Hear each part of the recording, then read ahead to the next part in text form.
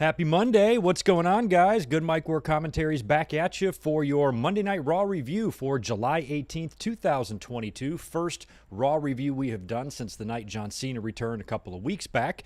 And I figured I was a little bit behind on the Raw side of things anyway. So as I mentioned last week in the podcast, I figured I'd come up here no matter how good or bad Raw was this week and do a review just so we can take a look at the Raw side of things. Get an idea for what SummerSlam is looking like now with 3, I believe, matches added to the card tonight. So we've jumped from 5 advertised matches to now 8. And now the card is starting to get rounded out with a few matches we were already expecting to happen.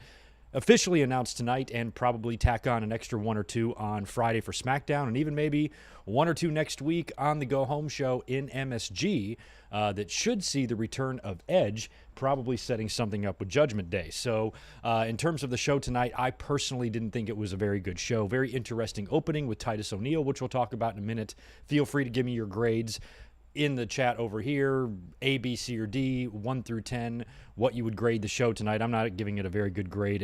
I was largely not paying attention. I mean, I wrote down everything I was seeing, but I was doing a lot of other things other than paying full attention to Monday Night Raw tonight. But I do have the results, and I do have a pretty good idea of what we did see. And we had some pretty big news happening earlier in the day regarding Ric Flair and his last match coming up on SummerSlam weekend, July 31st. We've still been waiting for an official opponent or opponents for Ric Flair, and that was finally announced today on one of the episodes of his documentary series that they've been doing leading up to his last match, which I haven't really seen any of other than today.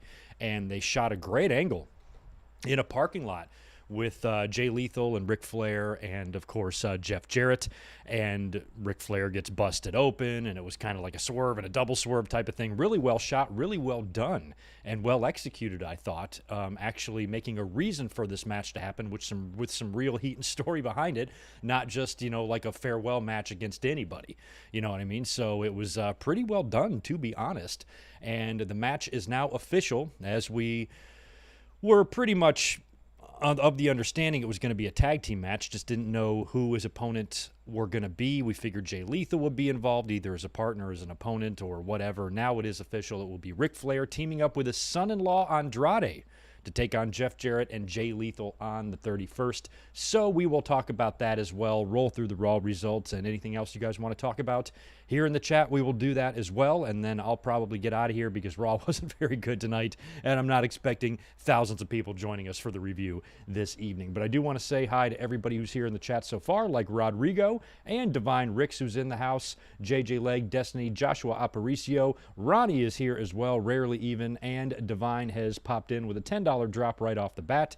Hey, Greg, I'm starting to think there won't be a Money in the Bank cash-in at SummerSlam. WWE keeps mentioning it, which makes it predictable. And I think Ziggler is going to stop Theory from cashing in at SummerSlam. That seems very likely. The fact that Theory in every single promo is saying that he's going to cash in on Brock and Roman kind of makes you think it ain't really going to happen. I hope it doesn't. I really like the next idea I saw, which I'll read in a minute.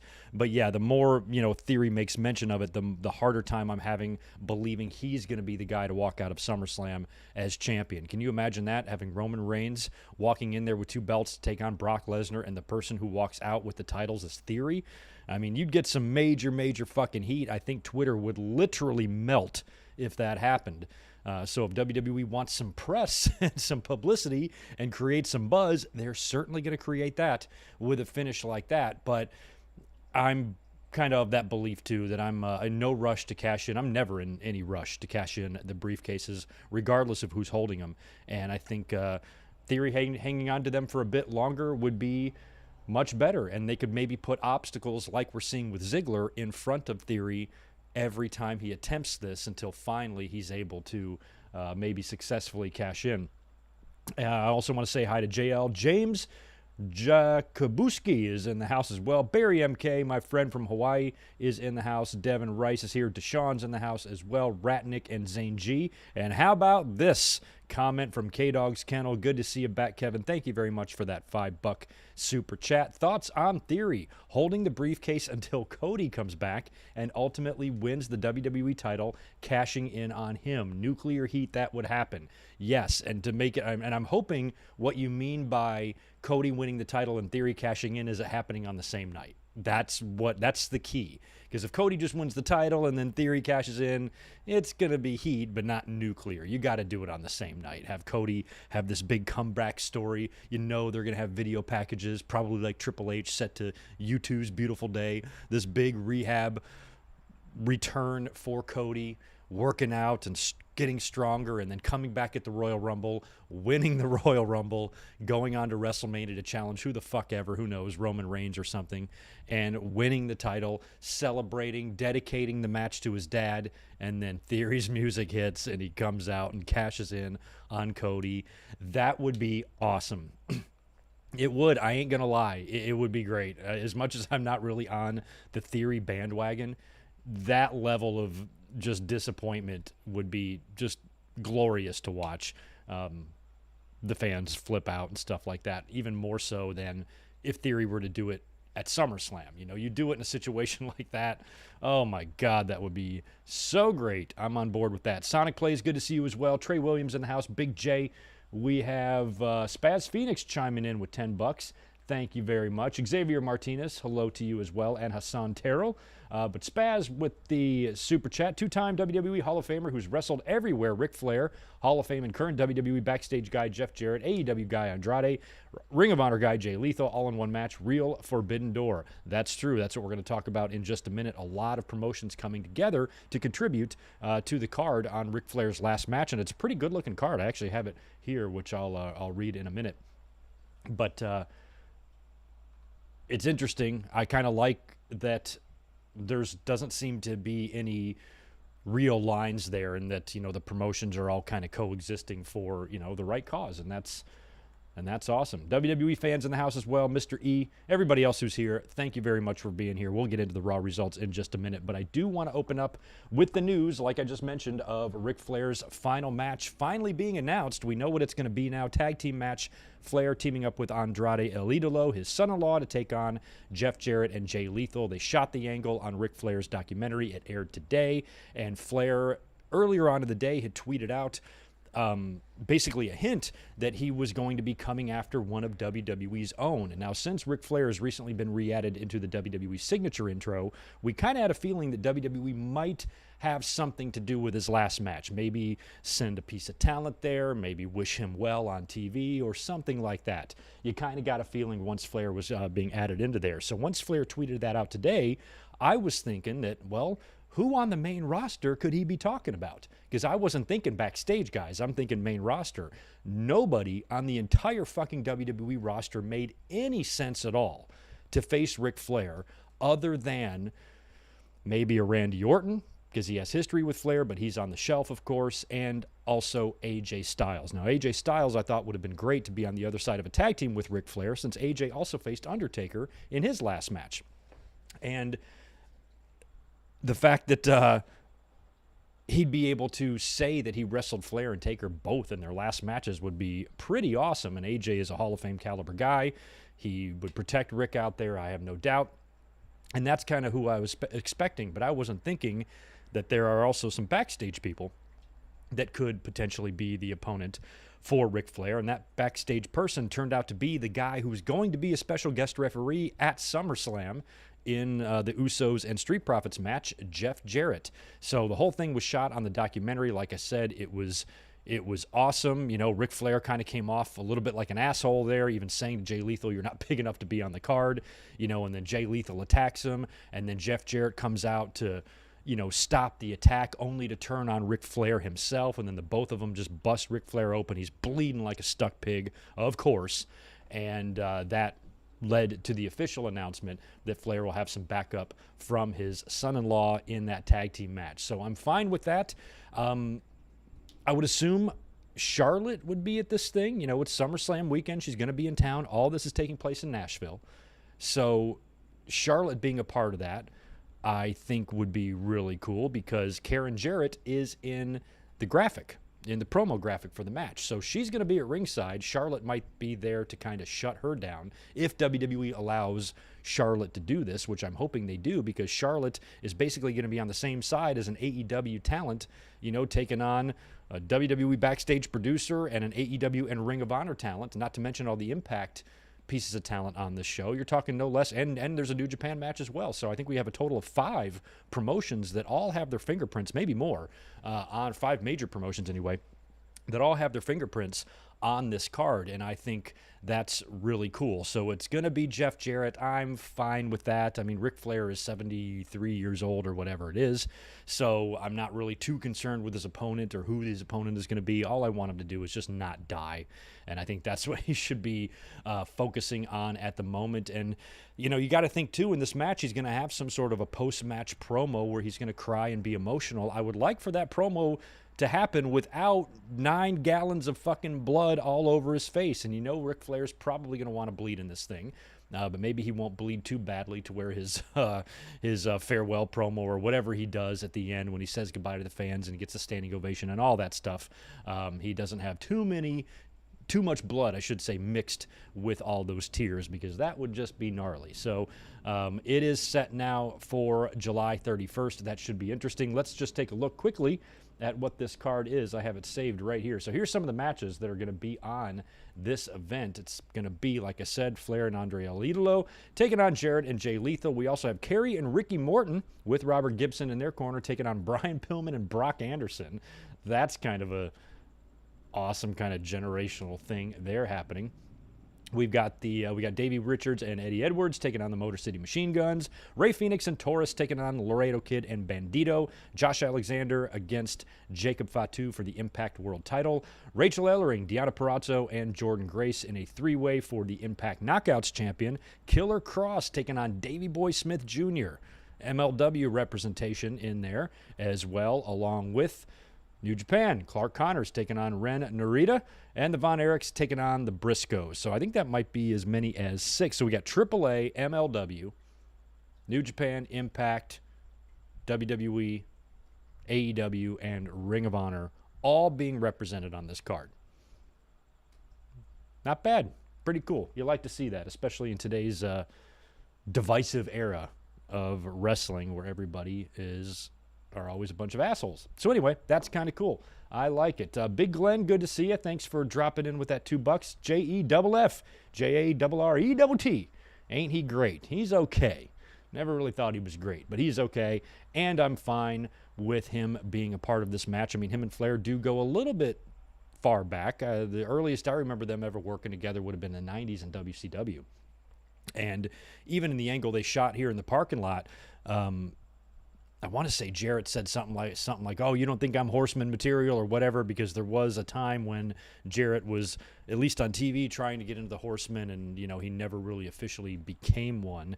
And a lot of that was because, you know, he wasn't perceived as good enough to be a Horseman or whatever. So that might have led to Jarrett turning on him. But yeah, that whole thing is interesting. We'll have to see how that goes. I would like to be here to watch that if I can. That's a busy weekend for me at work. SummerSlam is the day before. I should be home to watch that. If I am, I will order it, because unfortunately I am not going to be able to watch Death Before Dishonor live this coming Saturday because of my crazy summer work schedule. So I'm going to miss that, which sucks, but I will be up here to talk about it as soon as humanly possible. And what you can expect from me this week as well, we will be back up here finally this Wednesday to watch Dynamite together. Fyter Fest Night 3, I believe it is. A few good matches already on tap for that. So we'll be back again on Wednesday night for the Dynamite live reaction. So put that in your calendar. Let's talk about WWE Raw. Raw tonight was interesting. Let me get back over here to the chat so I can see everything. Make sure I can see y'all. Make sure nobody spilled nothing. We're good. Oh, yeah, he will bleed, Sonic Blaze. You're 100% right. So Raw opened up. Raw was in Tampa tonight, and it opened up in a strange way with Titus O'Neil in the ring. And I'm like, well, what the hell is this about? Now, Titus is a Tampa guy. I think he lives there, still does live there, or he's from there. So it makes sense from that standpoint. But Titus just being in the ring, speaking on being the WWE's goodwill ambassador and a lot of their acts of philanthropy, and talked about that when they're doing things, they're not going to talk about politics or religion or anything divisive. Does somebody want to let Titus know where he's standing? He's standing in the middle of a wrestling ring. Is there anything more fucking divisive than professional wrestling? Professional wrestling is the equal to politics and religion, because it doesn't matter what the truth is. People are just going to believe what they're going to believe. And once they decide to not like something or whatever, they aren't going to deviate from that, and they're never going to be smartened up or wised up. And if they are, they're just going to, keep it to themselves. They are going to push whatever they believe, no matter how ridiculous it is, because they plant their flags in the ground, they dig in their nails, and they just do not budge from their stances. And wrestling is one of the worst offenses of that. If politics and religion isn't bad enough as it is, you don't have to look any farther than Fox News to see that. Imagine saying that when you're standing inside of a pro wrestling ring. Titus is one of the nicest guys in the entire wrestling world. I love Titus O'Neil. I wish I could see his face every week on Monday Night Raw. He had great mic work tonight. Not just good mic work, great mic work. He's awesome. Give me more of him. Make him the on-screen GM. I'd love it. Have him come out there and set people straight. At least Adam Pearce was a former wrestler, but Titus is, big, and he could actually, get in there and physically stop some things if he had to. I think he'd be a great on-air personality in some way, because he's got that size, he's got that presence, he's got that charisma, he can talk, he's got the energy, and Titus is awesome. However, if Titus thinks for 1 second that they're not going to talk about anything divisive or whatever, he needs to reevaluate exactly what career he is in the middle of right now, because pro wrestling is pretty bad. But in the end, all he was really there to do was welcome us to Monday Night Raw. Welcome to Monday Night Raw. He basically just did what Vince did the past couple of weeks. And that makes me wonder if that's a conscious decision on WWE's part to say, hey, let's put a little bit more of a likable guy on TV to welcome us to Monday Night Raw, because Titus has got a great reputation, and putting somebody out there well-liked, like Titus, who has respect, could maybe make up for some of the ugliness that Vince McMahon, and the ugly press, I should say, that Vince McMahon is bringing into the company. And I'm wondering if he wanted to open the show tonight. I feel like going out there and welcoming us to Raw. Maybe Stephanie, who's now in charge, being like, Dad, I'm your boss now, and I don't think that's a good idea. We're going to have Titus do it instead. We don't need any more bad press and any more negativity.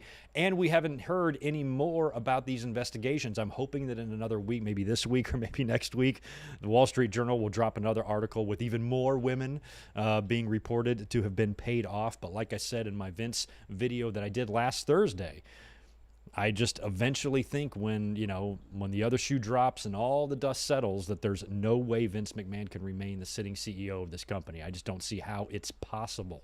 But it's been a few days now, and it's been relatively quiet in WWE internally. It seems like things are business as usual, and Vince is right in his spot at Gorilla, calling the shots as always. But I still think the hourglass is running out for Vince. I have a hard time believing this is just going to be swept under the rug. It's not. Even if we don't hear anything for a while, it's going to bubble back up, and I think it's going to be bad for Vince. So maybe this is some early beginnings here that WWE's just trying to put as much stuff on TV positive as possible, because they know the shitstorm that's heading towards them. So maybe they're getting ready for that, and let's have Titus out there every week to open Raw and SmackDown. Maybe they want him there every week to do this shit. I don't know. I have a feeling it was just for tonight, but it was random. I mean, yeah, he's from Tampa, but so they've been to Tampa before and he's never done this. So it was just a weird decision to make, to have him come out there, say these things that he's doing in terms of charity and being an ambassador, and then welcome us to Raw.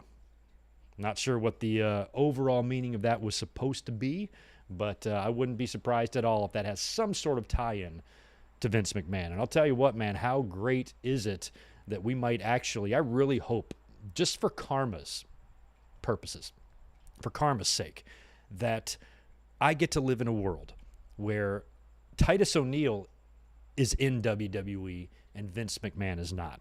Remember that celebration that Daniel Bryan's retirement, and Vince is walking and Titus kind of grabs him and Vince gets all pissed. Next thing you know, Titus is suspended for 60 days till the fans pitched a fit and they're like, okay, 30 days.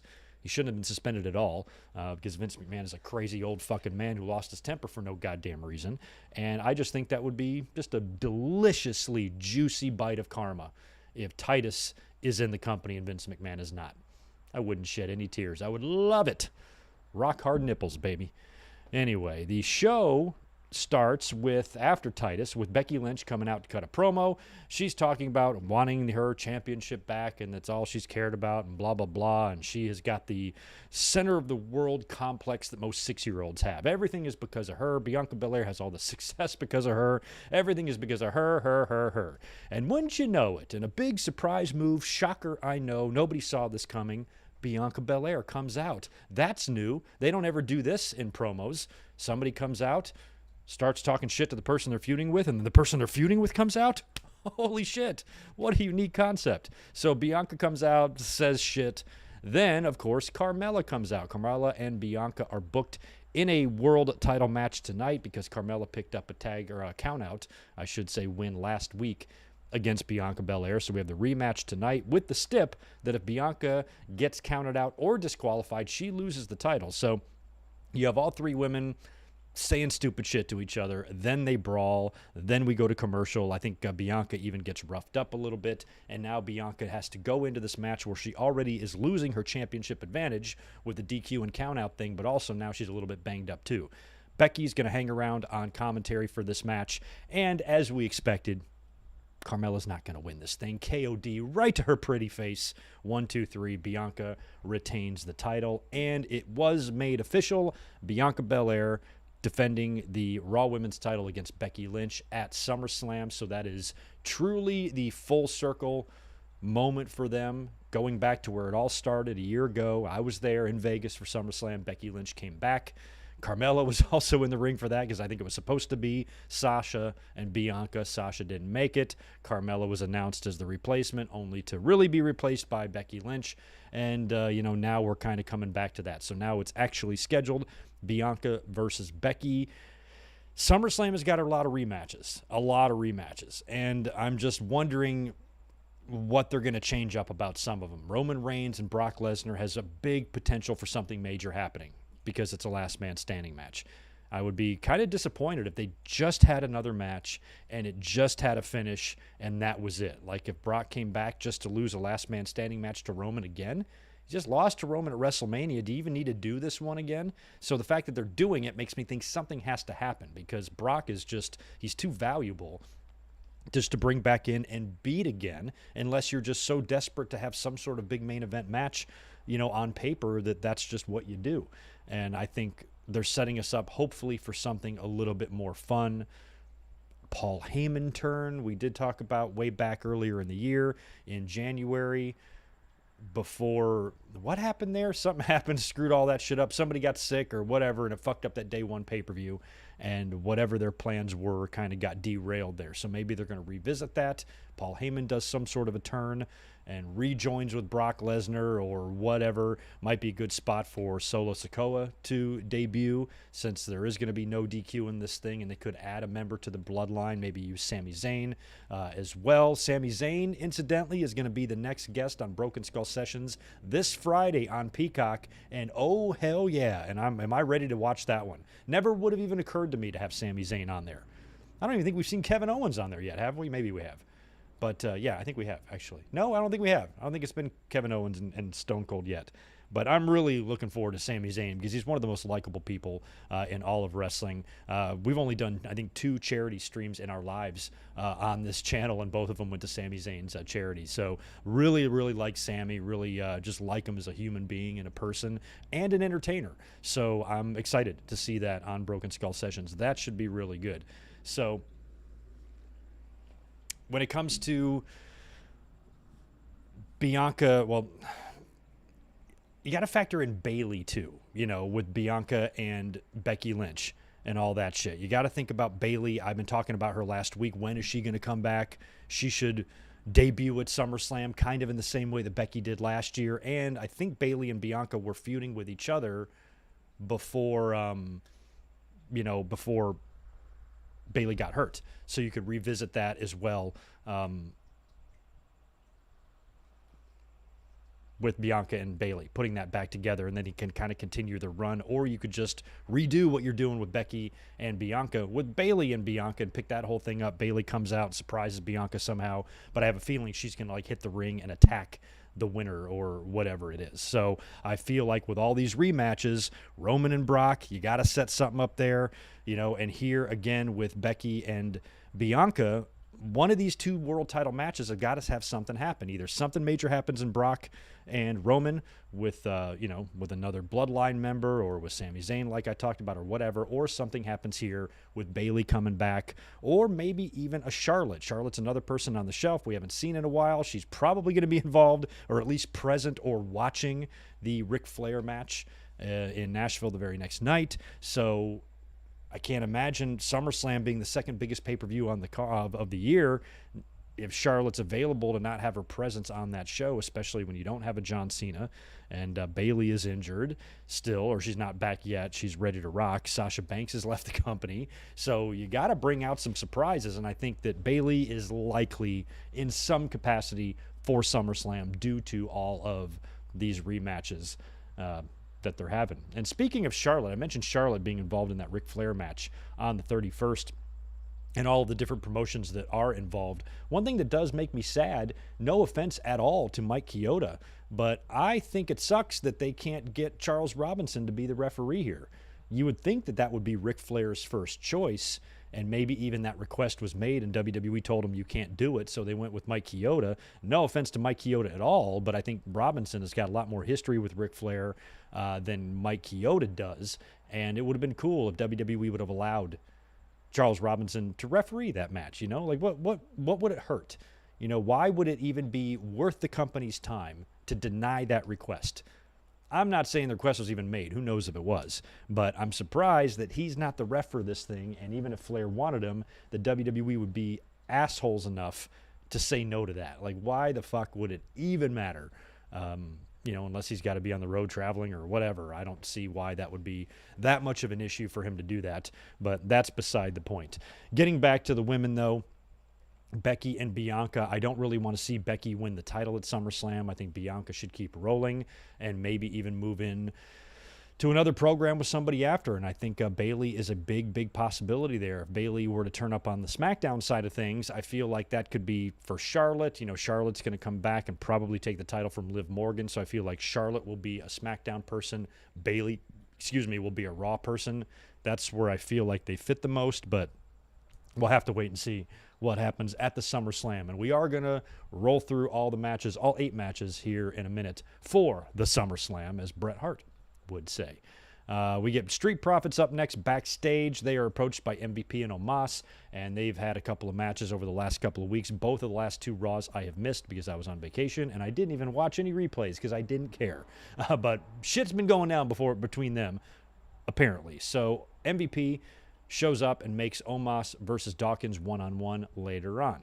Then we get a KO show. Kevin Owens is back. He's been off TV for a couple of weeks as well. He claimed that he went on a nature retreat to clear his head because he really started losing it when he was so obsessed with proving that Elias and Ezekiel are the same person. I'm so glad that Kevin Owens has finally centered his chi and he's gotten himself together and he's realized what a ridiculous idea it is that these two are the same person. They're clearly different people. I've shown the evidence over and over of Elias with all of that hair on his chest and Ezekiel doesn't have any.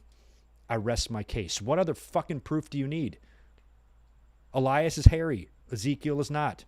If Kevin Owens can't understand this, then, I just can't help him.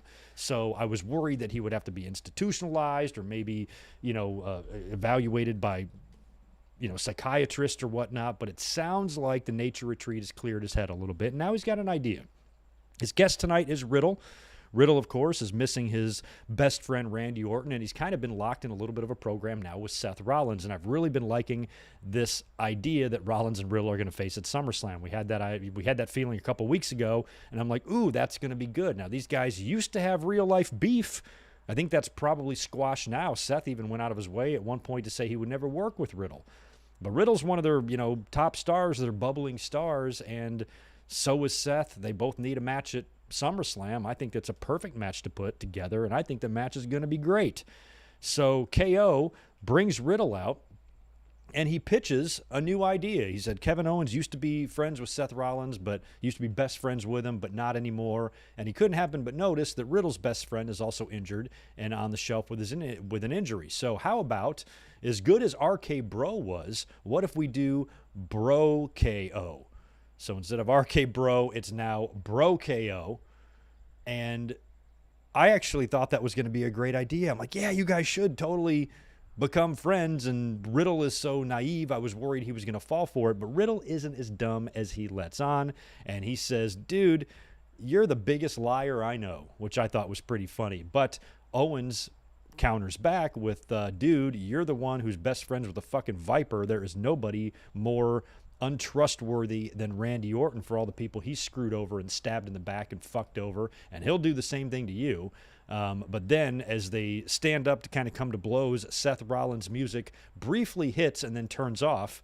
Riddle turns around to wait for Seth, and Owens is like, I don't have anything to do with that. The music hits again. This time Seth sneaks in from behind and attacks Riddle and hits him with the stomp, laying him out. So it has been made official, by the way, for SummerSlam that Rollins and Riddle will be going one-on-one. That's a great-looking match on paper. Rollins had a great match last year with Edge, and he lost that one. He worked with Roman Reigns at the Royal Rumble, correct? Lost that. Worked with Cody at WrestleMania, lost that. Worked with Cody at Hell in the Cell, lost that. Didn't win Money in the Bank. I think Seth's way overdue for a victory here, wouldn't you say? So as much as I like Riddle, and I actually want Riddle to become WWE champion one day, I think he will. But I think it's so overdue for Rollins to win a match that no matter who his opponent was here, I think that Rollins would win. So I'm hoping this will be a program. I'm thinking this will be 2 pay-per-views long. I guarantee my left nut that they will have a match at Castlevania, Riddle and Rollins. Guaranteed they will have a match at Castlevania. Probably some sort of a blow-off or stipulation match, depending on how long the Rollins-Riddle saga will continue. But in terms of their SummerSlam match, their first match one-on-one on pay-per-view, I'm going to pick Rollins to win, and I think Riddle will pick up a victory in the rematch or rematches that they wind up having. That's how I'm going to go there. But at least on paper, I'm liking Rollins and Riddle. I forgot what their beef even was. I had something to do with Riddle saying something about Becky or something like that, or maybe about Rollins' girlfriend at the time. I forgot what the hell Riddle even said, but whatever it was, pissed off Seth Rollins, and they had a little bit of heat, but they seem to be working together just fine now. And I think that's going to be a damn good match, potentially a show stealer. And like I said, it's time for Seth to win one. Before we get into what Judgment Day did, and let me cruise over here to the chat and knock out these 2 supers that were rolling in. WWE Fan 22, appreciate the $5. Good mic work. Always happy to watch any of your content. Have you heard Jericho's take on the Vince situation? If you have, what did you thought of his thoughts? I only saw about 2-minute clip of him talking about Vince, and I kind of snickered at it because I'm like, that's exactly the way I would expect Jericho to react. He says a lot of the same things that other people do that I don't think they quite understand, that it's like it's irrelevant that Vince is Vince McMahon, you know? And Jericho was like, I don't think he's going to get any real trouble for this. You don't think that? Like, why don't you think that? I understand that Vince has dodged lots of bullets before, but there are some things that are just not going to go ignored. This would not happen in any other major company, and Vince has been able to avoid getting into trouble and doing things for so long that this is just going to be one that he's not going to be able to avoid, I don't think. So, you know, Jericho believes that Vince is Vince. Everybody knows Vince is who he is. And at the end of the day, he's not going to leave his position or whatever. So I don't really agree with Jericho's take. I don't agree with people like Jericho who kind of brush this type of behavior off, constantly citing it was consensual and all of that. Nobody's debating whether or not it's consensual. You know, that's not even the biggest problem, really. You know, this is in a clear abuse of power. As a sitting CEO, you cannot fuck your employees. It's no deeper than that. You know what I mean? When it's written, fucking code goddamn written into the employment agreement that you signed. and all of the rules and regulations internally that are in the company handbook and all that stuff. These are things that you can't do. You just can't do it. So Vince can be Vince all he wants, but you can't have a madman running a company. We've seen that happen. We've seen a madman running the country, and luckily he booted his ass out of there.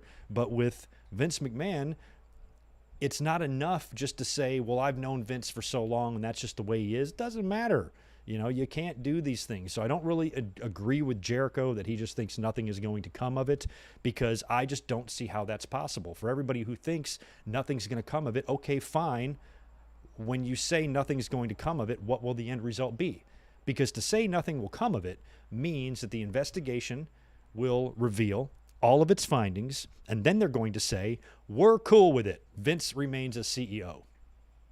If you think that's going to happen, you are crazy, because we already know all of these payments, and these aren't alleged either. People got to understand, NDAs aren't alleged. There's nothing alleged about an NDA. An NDA either exists or it doesn't, and these exist.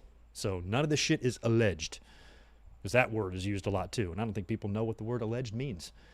So if the investigation finds all of these things, basically what Jericho is saying is they're going to say, look at all this money that he paid, and the amount of women will probably increase by the time this whole thing is over.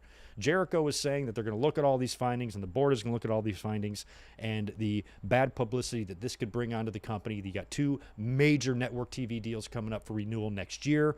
Any sort of bad press or bad image on the company is going to affect your bottom line, your profit, and your money. Period. No two ways about it. So that's the type of stuff that absolutely will remove Vince from his company when he costs them millions of dollars by him being there. Potentially billions of dollars, but likely hundreds of millions. With him remaining as CEO, that's potentially what they could lose, if they basically refuse to repair the image and the problems and the scandal at the top of their company. And if they let a corrupt sleazebag remain as CEO, what the fuck do you think that stock price is going to do? So just think a little, Jericho. See, I think what Jericho is thinking is more of like his opinion. He doesn't think Vince should get any trouble. That's kind of what he means. So whenever people say what they believe is going to happen to Vince, it's really what they want. And that goes true for me too. I believe Vince is going to eventually have to be removed as CEO from the company. How far they remove him out of there and if he can cling to anything, that still remains to be seen. But there will absolutely be consequences for this. So I fully believe that, and also I want that, because there should be consequences. And it is time for this fucking buffoon to learn how the real world works. It's been too long. He's been able to be a maniac for 40 plus years. Completely fucking crazy, out of his mind, entitled, does whatever he wants, treats wrestlers' careers like they're toys, treats humans like they're toys, yells and screams, poor Renee Paquette, because she didn't refer to Tyson Fury as the lineal champion. Vince shit a goddamn live chicken right there, gorilla, screaming in her ear.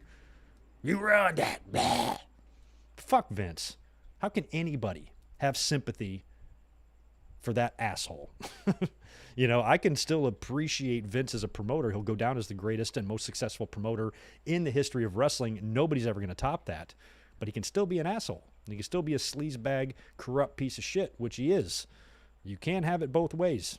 So, in the end, Vince has got to go. And I think Jericho is fooling himself if he thinks that Vince is bulletproof to that degree. He is not. They never would have taken the company public, and Vince and Linda are still running the company out of their downstairs den. Fuck everyone you want. Anyone you want. Just line them up. Can't get in trouble. It's your own money. It's your own business, whatever. But publicly traded company, that type of shit, whole different story. So yeah, WWE fan, I saw Jericho's comments. You got 5 more coming in after that. I can see some kind of non-finish for Brock versus Roman, since it's a last man standing match. It's happened before in last man standing matches. That is true. They both technically could be out, and that was kind of the idea I pitched for the Money in the Bank. If you do a super spot, superplex off the upper deck through 934 tables onto a bed of glass, nails, and fire, neither guy's going to get up at the 10 count. So the briefcase holder could run out there and be like, yo, ref, I want to now make this thing a 3-way last man standing match. Here's my briefcase. Start counting. 1, 2, 3, 4, 5, 6, 7, 8, 9, 10. I'm the last man standing, and I'm the new champion. That would be fucking fun. I just don't want to see Theory do that. I'd rather see Seth do that, or Sami Zayn do that, or Kevin Owens do that, or R-Truth do that, for that matter. Anybody but Theory. You think Vince has ruined Ali and Roderick Strong life in WWE? I don't think he's ruined their lives, but it's, and I don't even know if all of that is completely 100% up to Vince McMahon. I think the company in general, the management decides for whatever reason we don't want to grant this person their release. It could be all Vince, but I find a hard time believing that Vince has got to spend a whole lot of time thinking about if he wants to keep Mustafa Ali around. So there's got to be something else going on there that I just don't get. But I also believe people like Ali and Roderick Strong and anybody else that wants out of the company, they should let them go. There's no reason to keep them around. Corey had loud commentary on Raw tonight. Your thoughts? Yeah, he was a little bit loud. He did borrow a line from Tommy Boy talking about Riddle, saying that his brain was clogged with malted hops and bong resin, which is what David Spade says to Chris Farley and Tommy Boy. I thought that was kind of funny. So shout out to Corey, who is just not as good as Pat McAfee, and I love saying that. Make sure you say that to yourself every day. When you wake up in the morning, after you make your bed, you go brush your teeth and you look yourself in the mirror, look yourself in the eyes and say, Pat McAfee is so much better than Corey Graves. And just watch how great your day will go. I promise. Just give it a shot. I promise you will like it. Let's get back to the Raw results. Judgment Day hit the ring next, or I think they were maybe backstage. No, they were in the ring. I forgot what the fuck happened. They came out there. Damian Priest seems to be kind of the leader now on the mic of the group, and they have been teasing that Dominic is going to join the Judgment Day. So we go to commercial or something. We come back. We've got a one-on-one match with Damian Priest and Rey Mysterio. I believe last week Rey took on Finn Balor one-on-one. So now it's Priest and Rey. Priest wins. After the match, they basically pin down Rey. Damien gets on the mic and demands that Dominic joins the Judgment Day, or they are going to end his father. So they're going to annihilate poor Rey. Dominic gets in the ring and agrees to join. Okay, fine, I'll join Judgment Day. And then Priest is like, oh, you think it works like that? Now you want to join? And they kick his ass. I'm like, well, you just said join or his dad's going to get it. He does what you want, and then you kick his ass anyway. Fucking heels. So Dominic gets beat down. And there's something fishy here. Now, next week in Madison Square Garden is Rey Mysterio's 20-year in the company anniversary. He just came in 2002, in the summer of 2002, had that great SummerSlam match with Angle, and they're going to do a celebration for him next week. Raw, the go-home Raw, will be in Madison Square Garden. That's kind of cool. I don't recall last time Raw was there. So they're going to celebrate that. I feel like it's going to be Priest and Balor against Mysterio and Dominic at SummerSlam, which sucks. However, there's also the vignettes that have been running for what is clearly, now that we know, with the Latino heat and the gold medal and the John Cena stuff and the, and the rated RKO stuff, we know that these vignettes clearly are only for one man, and that man is Flash Funk. Now, Flash Funk, if you remember, debuted at Survivor Series 1996 in what building? Madison Square Garden. Where is Raw next week? I rest my case. Flash Funk will be making an appearance next week, probably to team up with Rey Mysterio to take on Damian Priest and Finn Balor at SummerSlam. And that might be the match we get. Anyway, you guys know I'm kidding. It's Edge. I think Edge has a likely chance to appear next week on Raw in Madison Square Garden to potentially set something up against Judgment Day. Because Edge is another guy that if he's all set to come back and he's got this new gimmick, why wouldn't you bring him back at SummerSlam on a card that already needs, a few more names on there because it's SummerSlam? It would be silly to bring him back the next night on Raw because we know, who these vignettes are for.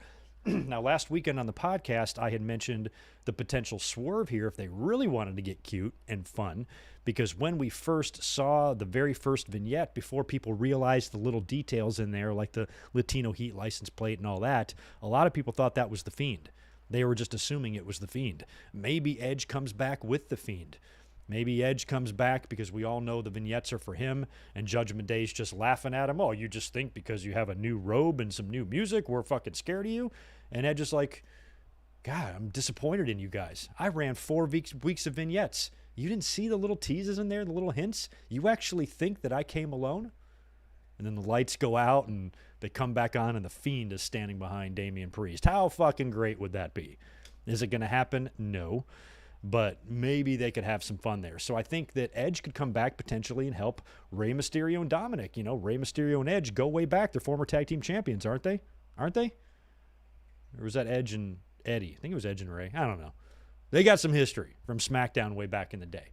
So Edge coming back potentially to save Mysterio from a beatdown next week could get quite the ovation from the crowd. And then I guess hopefully that will leave Dominic out because Dominic is...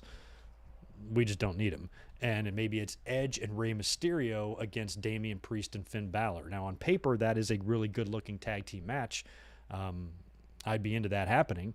But I almost think there's a little bit of an element of a letdown to that as well, if that's like all we got, because that's, you know, kind of awfully predictable. So I'm kind of holding out hope that we get some sort of a twist here. Maybe even Edge returning to the Judgment Day. Maybe this is all just a ploy, and he never really left Judgment Day, and he's going to rejoin the group and take back over as their leader somehow. I don't know if Edge is going to have brand new music again, because Judgment Day is using the music that, the new Edge came out to. So Balor and Priest are using that. So Edge is either going to have to go back to, You Think You Know Me. Maybe he even goes back to Rob Zombie. Maybe he has another song by, what is it? Other Street or Alter Bridge, whatever, a fucking rock band.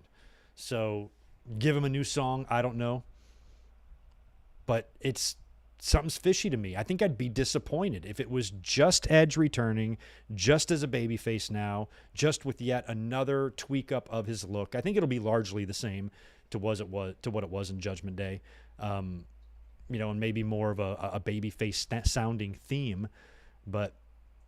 That's all so weird to me because when we saw Judgment Day break up, we had heard the reports. I don't think anybody really even knows what the true story is, but we heard the reports that they broke up because there was a supernatural pitch made to the group that Edge apparently didn't like.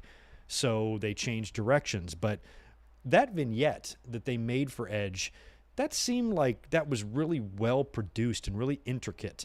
And if this was a split-second decision to say, oh, Edge doesn't want to be supernatural, but we want to keep the group going, so let's just kick Edge out and just turn him back babyface again. This feels like something that was a little bit more planned, because if we know anything about WWE is they suck at planning shit. So for them to have already kind of this idea so quickly, because if this was really kind of an audible, they hadn't planned on Edge leaving Judgment Day. They planned on Edge being the centerpiece of Judgment Day going forward. But now there's a change of plans. They've decided to remove Edge from the group. Would they have been able to come up with this whole new idea for Edge that quickly in that short of amount of time, just in a few weeks or whatever it was, to where they start running these vignettes? I mean, I guess it was like 2 months maybe. So I guess it wasn't super short. But it feels like all of this was happening awfully quick, and and it might just be a way to get Edge off TV for that chunk of time, because a lot of these old timers don't work the full time schedule. A lot of times they leave in between pay-per-views and take chunks of weeks off. So Edge starting a new faction known as Judgment Day, if he's going to be the leader of that faction, he's going to have to be on TV every week. Maybe he wasn't contractually obligated or set to be on TV every week until WrestleMania or after WrestleMania. After WrestleMania, he's supposed to leave again and then come back and work a SummerSlam program. So maybe that was all done. I think this was all more planned out than we think. I can't believe I'm giving WWE credit for planning shit out longer. But I don't really believe the reports that Edge balked at a supernatural gimmick and so they changed direction. That just seems flimsy to me. I don't believe it. I'm not saying it ain't true. I'm just saying I am skeptical of that one. So I kind of think a little bit of this has been done by design all along. And like I said, I would love some sort of an 11th hour swerve, to where, maybe we get Edge returning next week, but then he immediately turns heel right after that. Because remember, Edge sat there and called us all inbred, called us all stupid, inbred fucking idiots, which he's right, we are. I mean, we're not. Me and all you guys, we're cool. But everybody else in the arena, of course, fuck them, all of them. Their parents or cousins, all of them. We're cool. So how can Edge say all that stuff to us and then come back out, I see clearly, whatever. So we'll see what happens. I'm holding out hope for something not only fun happening in Madison Square Garden next week, but also something fun happening at SummerSlam. I feel like just the build to SummerSlam, even though it's got some attractive matches on there, is just largely phoned in. And hoping they can actually deliver something halfway decent in a couple weeks. After that, we get Omos and Dawkins. This was stupid. So we get a DQ. So what happened here? We get Dawkins beating Omos via DQ. Then Adam Pearce comes out and makes a tag team match. I kind of missed all this because when Omos came out to the ring, started facing Dawkins, I walked away for a couple minutes, come back in, and I see it's a tag team match. And I'm like, oh, what happened? There's some weird finish and Adam Pearce came in. So I went to WWE's Twitter page, scrolled through it, and that's exactly what happened. So I guess Dawkins got a win via DQ. I completely missed that. But Pierce restarted the match as a tag, and there was another disqualification. The Usos were out there as well. They jump in the ring, cause the disqualification. So that's 2 DQ finishes all inside of one match. And I guess, again, still pushing the story that these two teams cannot be contained without a special referee, and Jeff Jarrett is the guy for the job, which is ridiculous. Omos should be the guy for the job. Titus O'Neil should be the guy for the job. So anyway, Usos and Profits at SummerSlam. Hopefully that'll be the end of their saga as well. After that, we get a Theory promo where he's vowing to cash in at SummerSlam and just saying a whole bunch of Theory shit. AJ Styles then comes out, talks a little smack. I think Dolph Ziggler comes out as well. And then we go to commercial, come back, and it's AJ Styles against Theory. Ziggler hangs out at ringside for this one, and they randomly brought Ziggler back last week, I guess in the main event. I didn't watch Monday Night Raw, but I did see what you guys were saying about it on social media, and it did appear that Ziggler randomly just showed back up on TV last week and then attacked Theory and laid him out as, I guess, the show went off the air or something like that. So Ziggler is just randomly back, and here he is just casually observing AJ Styles and the Theory match. And as Theory is tossed out of the ring, as the referee's back's turned and Theory's trying to get back in, Ziggler jumps up from his chair and nails Theory with a pretty loud leg slap and super kick. Theory goes down, gets counted out, and AJ Styles wins the match via countout. So that's 2 DQs and a countout, all within about 20 minutes on this show. And then for good measure, AJ puts the Styles Clash on Theory. So that made me happy.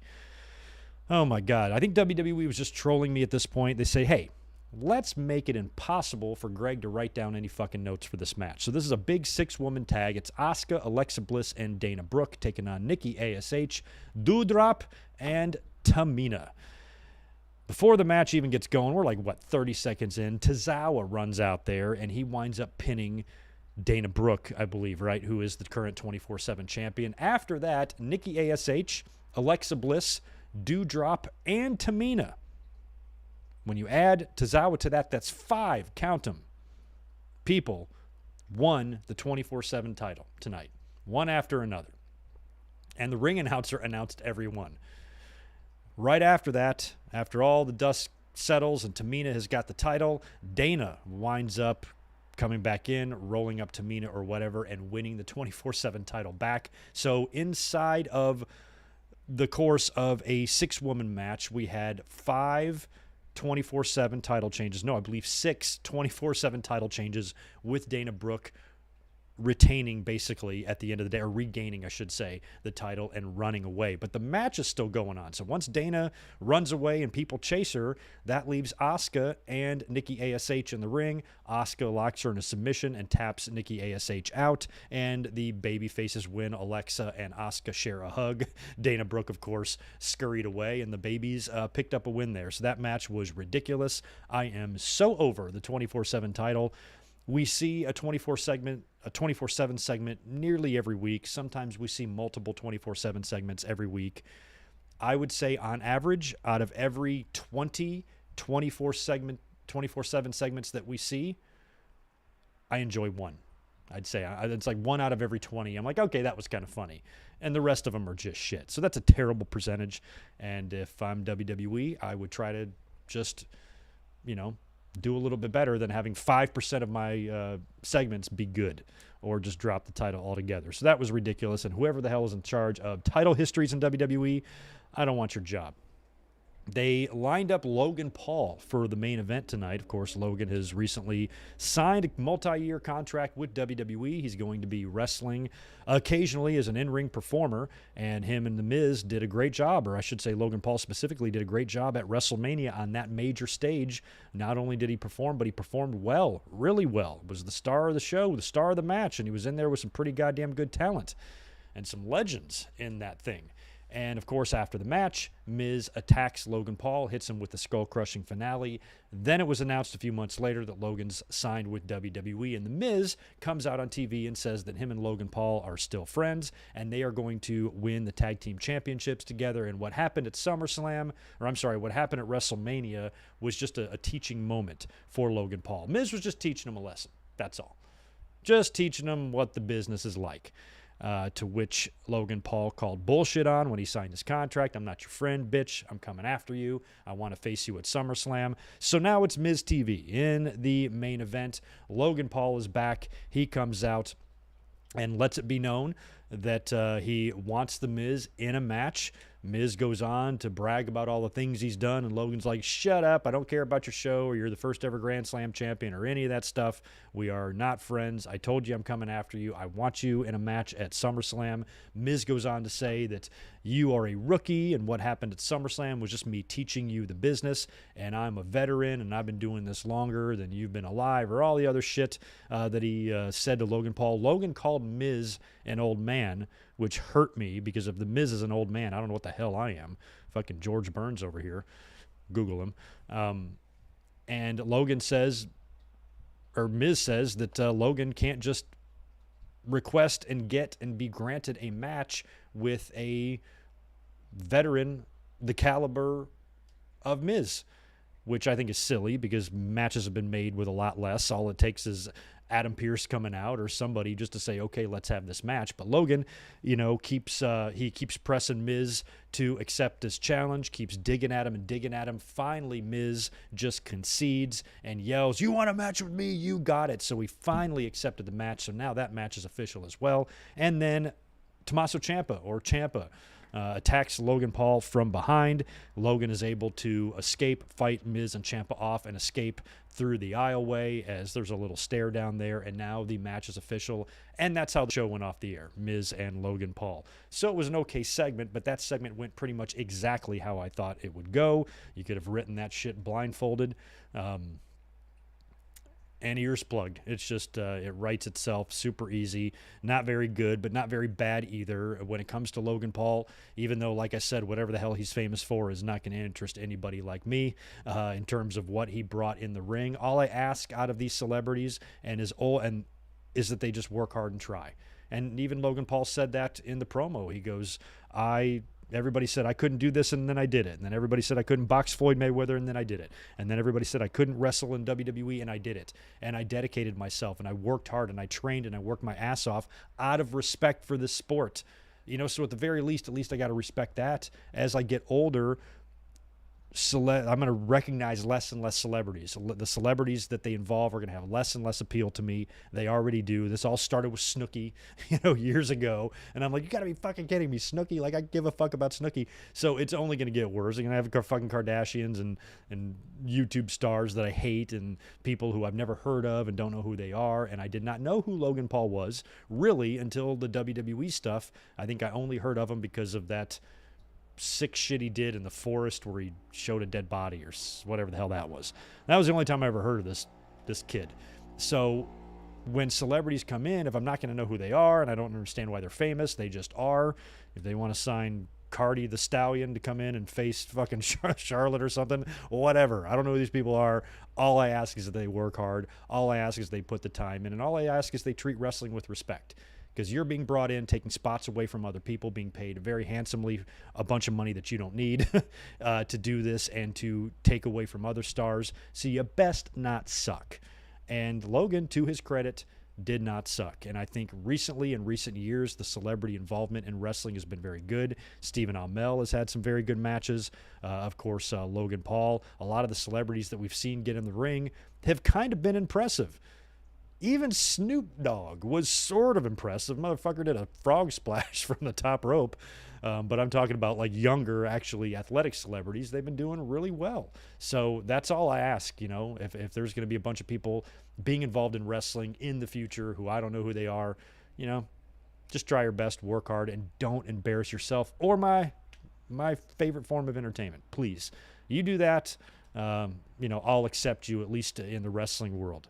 And I've definitely accepted Logan Paul because he's young, good shape, prime of his life, and will likely only get better. Now that he's under an actual multi-year contract at WWE, he's already been working hard to get himself ready for WrestleMania, but he's going to have to get better now, because he's going to be involved in major storylines, major paydays. He is a WWE wrestler.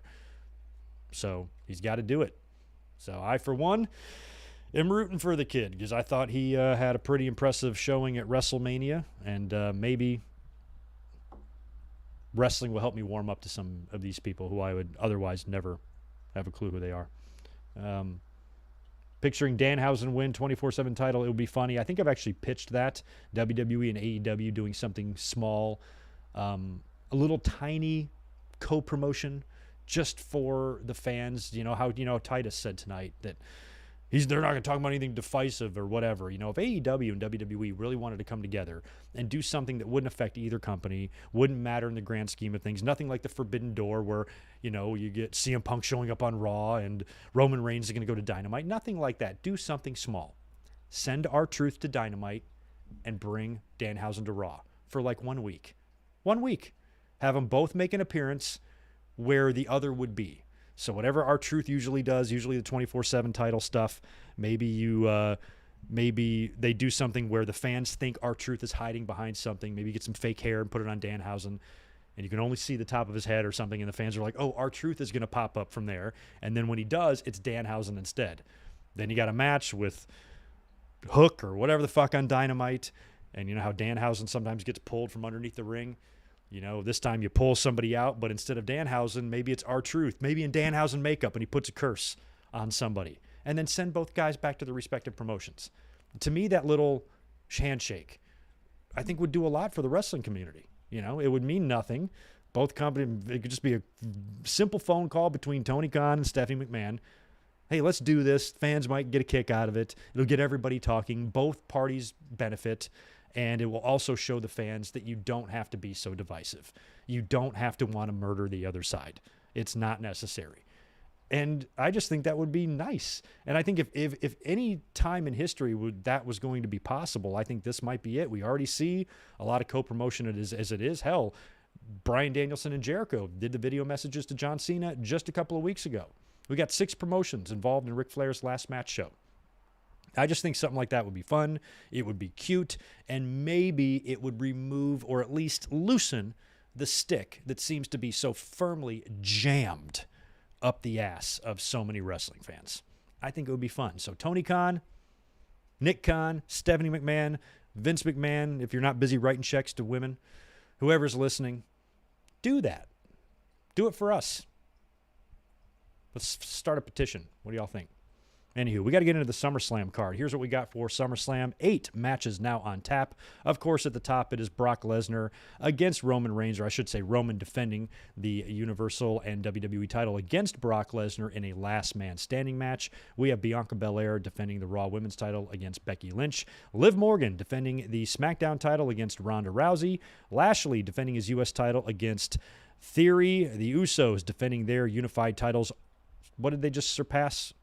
1 year as SmackDown champions or something like that. Some crazy milestone recently for the Usos as they defend against the Street Profits. We have Riddle and Seth Rollins made official today as well. Bum-ass Corbin taking on Pat McAfee. And, of course, as we saw at the end of Raw tonight, Logan Paul and The Miz is now official for SummerSlam. That leaves us with a couple of matches left. You guys have to fill me in on Friday what we're going to see, what matches are left, what ongoing issues are there on TV that we need a match for at SummerSlam. I'm trying to even think. I would love for Walter to have a match. My God, can we get Walter something to do? at SummerSlam, who's he feuding with right now? Did you see that most recent picture of him? I don't know how much weight he's lost, but it is ridiculous. He is fucking shredded. He's so slim and skinny now, but just incredible shape. I am a big Walter fan. If we can keep the IC title on Gunther and the IC title on the U.S. title on Lashley for long enough, and we get to Survivor Series, holy shit. Give me some Gunther and Lashley matches, please. Give me lots of them. I would love it. But Survivor Series is a long way away. Might be hard to pull off.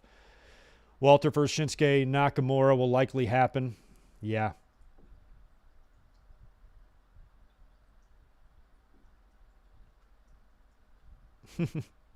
I like some of these ideas. They're very cool. Yeah, JJ, you got that right. We're all very cool, calm, level-headed, non-tribalistic fans here. At least we try to be. Sometimes you can't help but being, and that's what we all have to, I always try to do. I'm like, I don't want anybody to mistake anything for, what we talk about here for being tribal at all. We're just going to call shit like we see it. I don't care which company's better, just give me good wrestling. I really enjoy AEW. And as long as I have pro wrestling that is easily available to me, and that I can watch, I will watch it and enjoy it. And I am so excited about Ring of Honor's relaunch. I think that's going to be really fun. I've really felt this emptiness, this part of me that's empty, that used to be reserved for the black and gold NXT, and I just don't watch horny splashy paint. I don't. I'm over it. So I miss the black and gold. I miss that.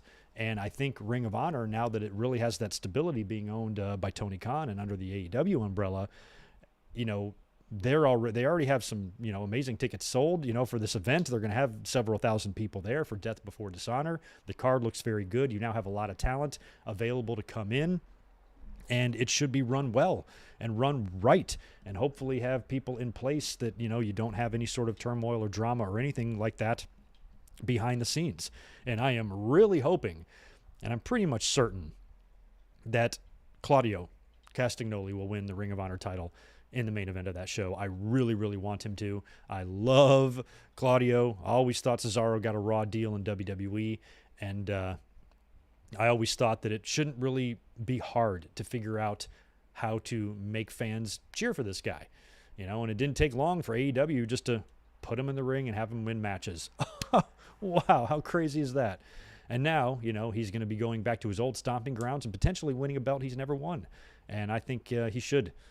I think he should win that championship. I hope he does. So, anywho, that is kind of it for tonight. I got nothing else to talk about. I would love some more likes on this video if you guys don't mind. And our next video will be this coming Wednesday. We're going to sit here and watch AEW Dynamite Fyter Fest together. But I have got a really busy week. As a matter of fact, this is technically the busiest couple of weeks of the year for me at my restaurant. Every year, the end of July, actually the end of July all the way through Labor Day is balls out insane for me. So I have the unfortunate news to deliver that this coming Sunday, I was hoping to do a classic pay-per-view watch-along. We watched SummerSlam 1992 last night. That was awesome. I was hoping to come up here this Sunday and watch SummerSlam 1990, one of my favorite SummerSlams ever. But I am unfortunately going to be needed at work. So we'll be up here Wednesday, like I said, for the Dynamite live reaction. We'll be up here Saturday for the podcast, but probably no watch-along on Sunday unless something changes last minute. But kind of keep that in mind for this week.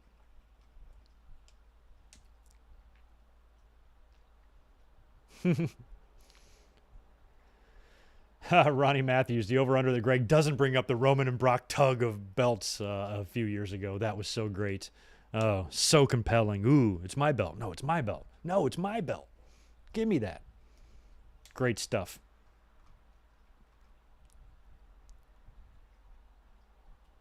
Correct me if I'm wrong, but AJ hasn't had a pay-per-view win since Mania 37. Is Destiny right on that? What the hell happened at 38? 38 was the... No, 38 was back. What are we on? Oh, so it's just one WrestleMania. So basically, what Destiny is saying is AJ just lost last year. Yeah, a lot of people lost last year. But yeah, that's cool with me. I like AJ. I think he's a little dumb, but I like him a lot. The guy community. I'm kidding. AJ's the best. AJ's the man. True bona fide Hall of Famer. Johnny Knoxville was the other one I was trying to think of. You know, he was probably the least capable of all the celebrities, but his match with Sami Zayn was just as entertaining because they had so much going on. They had so much shenanigans attached to it. So they made up for what he lacked athletically and had a really good match. Anywho, all right. Well, I think that is it for me. I appreciate you guys being here tonight. Thanks again for being here on a stream. I was really itching to get back, you know, in the swing of things here on YouTube after my Hawaiian vacation. So we have been up here 4 out of the last 5 days. We're going to take tomorrow off, and then we'll be back up here on Wednesday for the live reaction. And now I officially feel back in the YouTube groove. So thank you for indulging me this week and letting me stream on Thursday talking about Vince McMahon, on Saturday for a 2-hour-long podcast. We were up here for 3 hours last night watching SummerSlam 1992, and here I've been flapping my gums talking about Raw. So I appreciate you guys hanging out with me the last few days while I got caught up on the wrestling news and happenings and all that stuff. It's been fun, and hope you guys have a good rest of your night. I will catch you on Wednesday for the Dynamite Watch-Along, and